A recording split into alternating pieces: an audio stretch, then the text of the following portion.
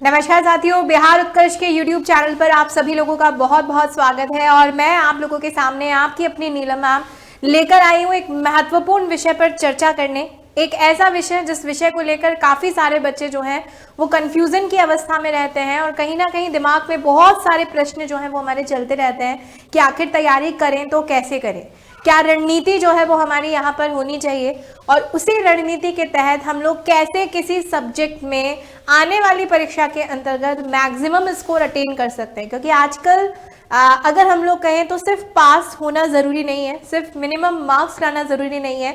जब तक आप शीर्ष जो है वो कैटेगरी में नहीं आते, आप मेरिट में अपने स्थान को जो है वो स्थान को नहीं रख पाते। तो हम बात कर रहे हैं यहाँ पर बिहार पुलिस कांस्टेबल भर्ती 2025 की, जो मोस्ट अवेटेड भर्ती है। हमारे पूरे बिहार के बहुत सारे बच्चे जो हैं वो इस भर्ती का इंतजार कर रहे हैं, नोटिफिकेशन के आने का इंतजार कर रहे हैं, लेकिन तैयारी में बराबर से लगे हुए हैं। आज इसी बिहार पुलिस कांस्टेबल भर्ती 2025 में मैं बात करना चाहूंगी साइंस विषय पर, विज्ञान विषय पर, क्योंकि विज्ञान अपने आप में एक ऐसा विषय है जो उन बच्चों को बहुत परेशान करता है जो नॉन साइंस बैकग्राउंड से होते हैं, यानी जनरली कॉमर्स और आर्ट्स से होते हैं। लेकिन मैं आप लोगों को एक छोटा सा पहलू यहाँ पर बता दूं कि जिन भी बच्चों के दिमाग में ऐसा डर है कि मैम हम तो साइंस से हैं ही नहीं, साइंस को पढ़ना हमारे लिए बहुत मुश्किल चीज़ है, तो बच्चों बिहार पुलिस कांस्टेबल में जो साइंस आप लोगों से पूछी जा रही है वो science up to 10th standard की है। 10वीं तक हर बच्चा साइंस पढ़ता है, हर बच्चा साइंस का एग्ज़ाम भी देता है और उस एग्ज़ाम को पास भी करता है। बस आप ये मान के चलो, अपने दिमाग में ये फितूर बिल्कुल निकाल दो कि मैं साइंस से नहीं हूँ, क्योंकि वो चीज़ यहाँ पे मायने ही नहीं रखती है।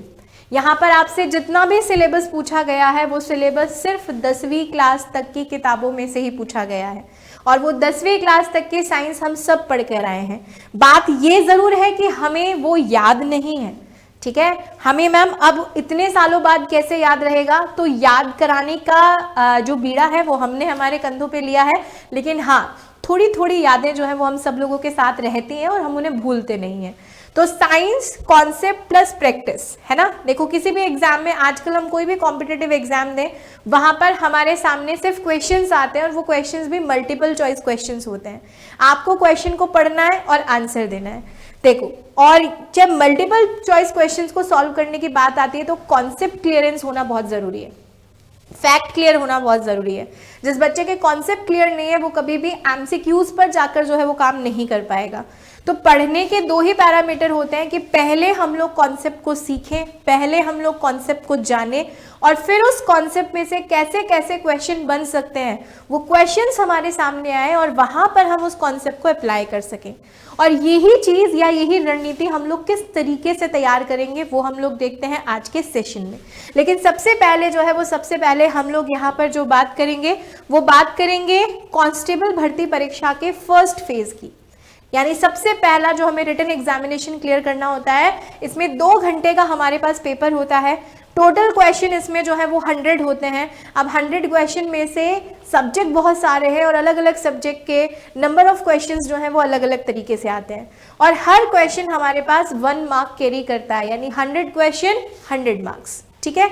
अब इन 100 मार्क्स के क्वेश्चंस में अगर मैं साइंस के सिलेबस की यहाँ पे बात करूँ कि विज्ञान विषय जो है उस विज्ञान विषय में कौन कौन से टॉपिक्स जो है वो मैम हमसे बिहार पुलिस कांस्टेबल में पूछे जाने वाले हैं, तो आप सब लोगों के सामने टॉपिक की लिस्ट जो है वो यहाँ पर आपके सामने है ना। और इसमें जो है वो इसमें अगर मैं बात करूँ तो बिहार पुलिस कांस्टेबल में सबसे जो है वो सबसे बड़ी बात यह है कि यहाँ पर बायो के चैप्टर्स, क्योंकि जब हम लोग साइंस की बात करते हैं ना, देखो साइंस जो है, साइंस की जब बात करी जाती है तो साइंस बेसिकली ना 3 कैटेगरीज में डिवाइड होती है। एक हम लोग साइंस में पढ़ते हैं बायोलॉजी, ठीक है, दूसरा हम लोग साइंस में पढ़ते हैं फिजिक्स और तीसरा हम लोग साइंस में पढ़ते हैं यहाँ पर केमिस्ट्री, ठीक है। प्लस यहाँ पर अगर और भी ब्रांचेस हम लोग बात बते तो एनवायरमेंटल साइंस हमारे पास आ जाती है, ठीक है। यहाँ पर जो है वो मॉलिक्यूलर साइंस आ जाती है, यहाँ पर जो है वो आप लोगों के पास बायोडाइवर्सिटी इंक्लूड हो जाती है, तो वो भी सब साइंस के ही टॉपिक्स हैं। लेकिन मेनली जो 3 ब्रांचेस होती हैं वो बायो, फिजिक्स, केमिस्ट्री होती हैं। अब यहाँ पर अगर हम लोग बिहार पुलिस कांस्टेबल की तैयार करें तो मैक्सिमम चैप्टर्स यहाँ पर फिजिक्स और केमिस्ट्री से दिए हुए हैं, मैक्सिमम चैप्टर। जैसे मैं गति की बात करूं, फिजिक्स का चैप्टर है। कार्य और ऊर्जा की बात करूं, फिजिक्स का चैप्टर है। विद्युत धारा फिजिक्स का चैप्टर है। चुंबकत्व फिजिक्स का चैप्टर है। लाइट फिजिक्स में आता है। साउंड यानी ध्वनि भी फिजिक्स में आती है। इवन जो है वो अगर यहाँ पर बात की जाए तो बल जो है वो बल भी किस में आता है, फिजिक्स में आता है। यानी 14 में से 1 2 3 4 5 6 7 50% जो आपका सिलेबस है वो फिजिक्स में से हो गया। ठीक है, उसके बाद जो है उसके बाद बात अगर यहाँ पर की जाए, हमारे पास धातु और अधातु केमिस्ट्री से है, कार्बन केमिस्ट्री से है, अम्ल क्षार लवण केमिस्ट्री से है। 3 चैप्टर्स यहाँ पर आपके पास केमिस्ट्री से हैं। और ऊर्जा के स्रोत, प्राकृतिक संसाधन, प्राकृतिक घटनाएं, प्रदूषण, ये 4 टॉपिक आपके पास एनवायरमेंटल साइंस में से आते हैं। एनवायरमेंटल जिसे हम लोग पर्यावरणीय विज्ञान यहाँ पर बोलते हैं। ठीक है, कॉमन सी चीजें जैसे प्राकृतिक घटनाओं में आप लोगों से तड़ित, भूकंप, है ना, इन सब चीजों के बारे में जो है वो पूछा जाता है। प्राकृतिक संसाधन कौन कौन से हैं, कौन लुप्त होते जा रहे हैं, क्या नए संसाधन बनते जा रहे हैं, ऊर्जा के क्या क्या स्रोत हैं, प्रदूषण कितने प्रकार का होता है। जनरल टॉपिक्स हैं जो हमने शायद अपनी बहुत छोटी क्लासेस में पढ़ ली हैं, लेकिन फिर भी हम लोग इन्हें रिवाइज करेंगे। लेकिन जहाँ हम लोग फिजिक्स की बात करते हैं तो फिजिक्स से बहुत सारे बच्चों को डर लगता है ना। और फिजिक्स एक ऐसा सब्जेक्ट है हमारे पास जहाँ पर न्यूमेरिकल्स आने के चांसेस जो हैं वो भी बहुत ज़्यादा हमारे सामने बढ़ जाते हैं।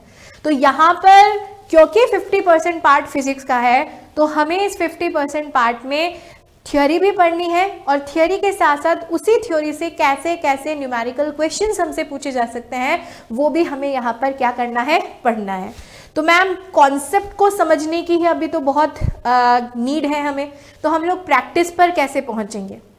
तो आप सब लोगों को यहाँ पर याद रखना है कि बिहार उत्कर्ष का जो YouTube चैनल है, इस YouTube चैनल पर मिशन वर्दी के नाम से आप सभी लोगों के सामने डेली YouTube क्लासेस चल रही हैं, और वो YouTube क्लासेस जो हैं वो सभी सब्जेक्ट्स को लेकर हैं। और बहुत जल्दी आपके इसी चैनल पर मेरी जो है वो साइंस की क्लासेस भी यहाँ पर स्टार्ट होने वाली हैं, जहाँ पर बिहार पुलिस कांस्टेबल का ये कंप्लीट साइंस का सिलेबस जो है वो हम लोग कवर करेंगे।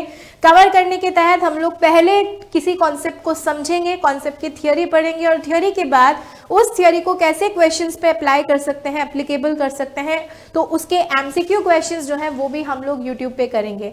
तो अगर फ्री ऑनलाइन तैयारी की यहाँ पर बात हो बिहार कांस्टेबल भर्ती की, तो आप सभी लोग हमारे बिहार उत्कर्ष के यूट्यूब चैनल से यहाँ पर जुड़ सकते हैं।